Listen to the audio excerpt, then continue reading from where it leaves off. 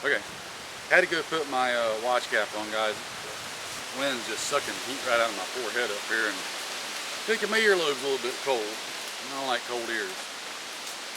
A good fleece watch cap, by the way, is another very important thing to invest in. Take my word for it. Really, really cheap. Not expensive at all.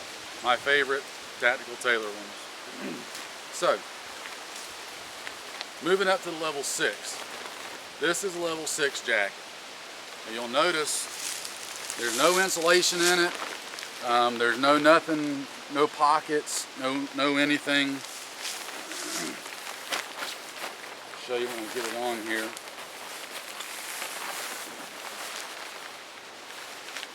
You also notice that the level 6 is fairly baggy. That's by design, so that you've got plenty of room to put it over your other layers that you may have underneath it, be it really, really cold, moderately cold, whatever. Now, this one, as you can see, again, roll up hood in the collar. It rolls up nice and flat. Zipper in the front. You don't have any pit zips, but you do have these chest pocket zips. Those allow you to get the stuff in your shirt underneath or to ventilate. Just remember, if you've got those open and it's really, really hard rain or something, you're going to get water in there. This one again is made for nothing gets through it. Excuse me. This is your main outer layer. It is waterproof, windproof. It's everything except bulletproof, just about. You got to keep in mind, if you throw on a level 6 layer, and they do have pants that go with the jacket, that if you're doing a lot of movement and it's not really, really cold weather, and even in really, really cold weather, if you're doing a lot of movement with this on, you're probably going to get hot and sweat underneath, and that's what you don't want to do in cold weather. This is ideally more for static, stationary use. If it's pouring down rain or whatever, and you're not up moving and going, that's really what this is more designed for. But nonetheless, there it is. This is made out of just 100% nylon. It's got like a Gore-Tex type layer. It may be actual Gore-Tex, I don't know, underneath it, but everything's sealed and taped. They did put on the lower parts of the arm here, from about right here above the elbow down, they put some Cordura nylon on here to kind of reinforce it, so if you're on your arms or whatever, it doesn't make it as easy for something to tear or poke through the jacket itself. So kind of the point I want to drive at with all this is you need to try to have a versatile layering system, taking all the different elements into account. And it's really easy to see some of the cool stuff that's out and just get all gaga over it, but you start looking at prices and getting the most bang for your buck, which is kind of what we're about.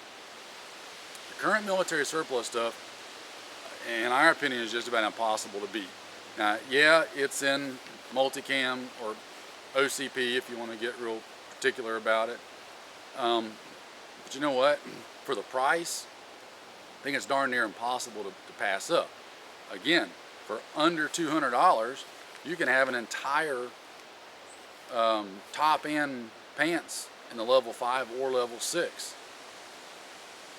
When you couple in the level 4 stuff, your base layers, your BDUs, man, it just gives you a super versatile system that you can tailor and adjust to your given environment, your weather conditions, especially if you're in an area where there's changing weather conditions. All of it is lightweight, it's thin, it packs up, you know, fairly decent for its size and whatnot. It just makes all the difference in the world having that versatility of packing it and carrying it around. That's another aspect that you need to keep in mind with all this. Don't think about it in terms of standing on the range, doing a couple of drills on the range.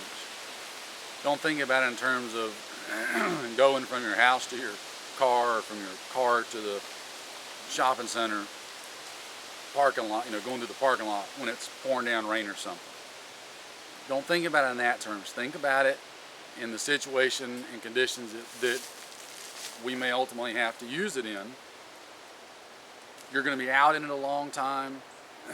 There's not going to be any coming in out of the elements, so to speak. You're liable to be out in them. You're liable to be up moving.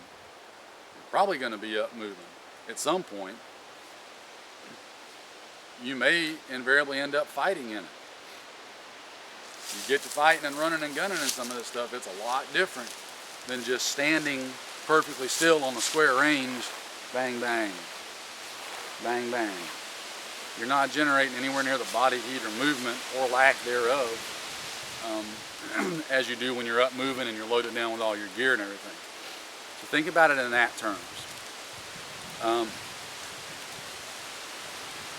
There's a time and a place for some of the insulated stuff. And I say that because there's a couple of different companies that are making really nice jackets that they're about the equivalent of a level 5. They're windproof, they're a soft shell, and they're fairly water resistant, much like the military one, but they add in a fleece layer inside of it as part of the jacket. Those can be useful under certain circumstances, and like if that's all you could afford, then by all means jump on it. There's a couple of different companies that are making some really good ones. True Spec's one that comes to mind. They make a really nice soft shell jacket that's insulated. Just be aware, depending on your terrain situation, time of year, having that built-in insulation layer may hinder you a little bit, or it may be perfect for you. You decide if it's right for you or not. Just keep that in the back of your head and think about what you're doing. So that said, that's really kind of what we wanted to throw out. I wanted you guys to be thinking about this. We wanted to show you what we like. You can have good weather resistant layers that you can adjust, and you don't have to break the bank doing it. I mean, you really don't. I know it's cool to have all the fancy Arc'teryx stuff and whatnot, and like I said, if you can do it, hey, more power to you. Let me go the opposite direction real quick before we close up.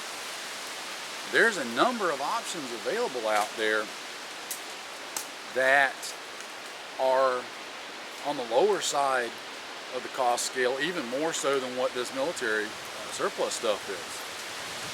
You can get some really good deals on some items that you might not normally think about that can be really, really versatile, and you may be surprised as to who all actually uses them and where all they've been used at versus some of the real high speed stuff.